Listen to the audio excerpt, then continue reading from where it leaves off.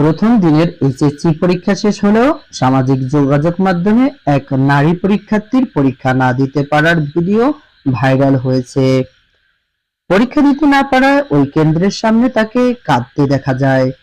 তবু ওই শিক্ষার্থী কেন্দ্রে প্রবেশ করতে পারেননি।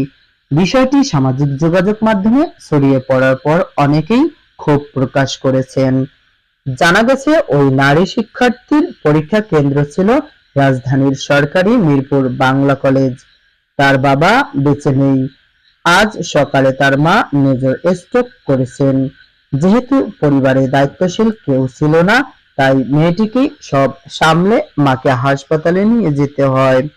তারপর হাসপাতাল থেকে ছুটতে হয়েছে পরীক্ষার কেন্দ্র মিরপুর সরকারি বাংলা কলেজে। কিন্তু পরীক্ষা কেন্দ্রে উপস্থিত হতে একটু দেরি হয়ে যায়, এজন্য তাকে প্রবেশ করতে দেওয়া হয়নি। ফলে তিনি